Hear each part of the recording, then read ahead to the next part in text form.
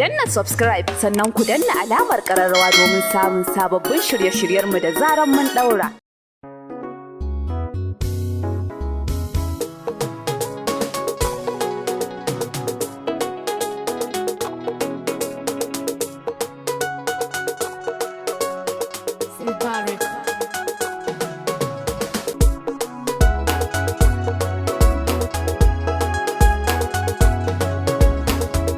Assalamu alaikum yan uwana, tambaya nake ku cece ni kuma taimako.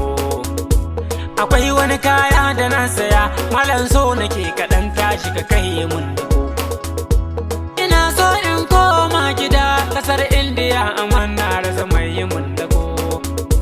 Ni kayan ku na wannan ƙasa ya ban sha'awa, shi ne ɗazu na je kasuwa din na saya.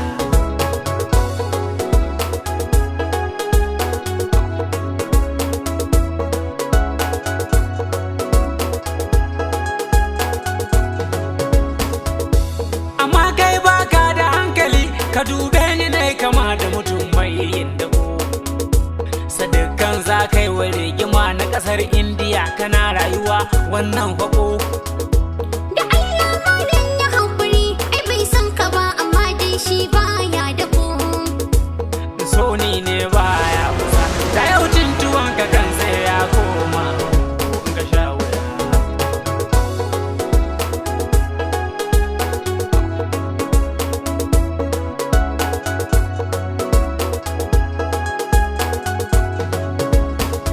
Matsalar kwanan Najeriya, kura ta yawa kullum gani cikin takumi. Mutum wai in baya sa gilashi, kankace kwabo idanun ka sa hau dunduni.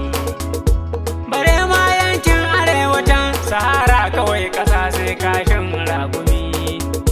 Ni na koshi da wannan zama, rana ita yau nake so in koma gida ta Indiya.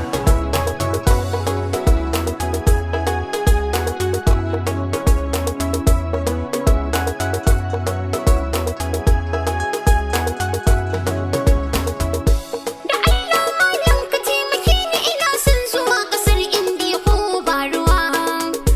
Domin na yaba tsarin su ne, ina son zuwa da sun fi ma'adar rayuwa. To batun kauna ce ta zo da ni, inda kin aminta ya tafiya ba damuwa.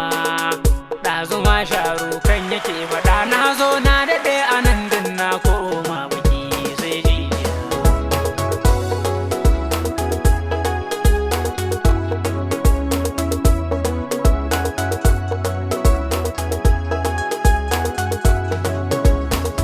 Ke sharara miji kariya yake, in kuma kin aminta kin hau da kalin majina.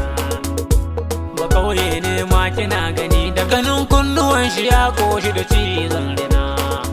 Ke ki barbe wannan budiddigin mai katon waya da tumbe shi kamar dorina.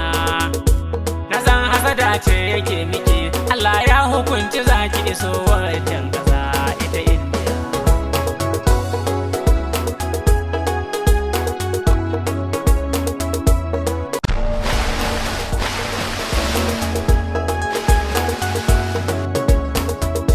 Wallahi ina baki shawara, kar ki be wannan ki tsangama koki.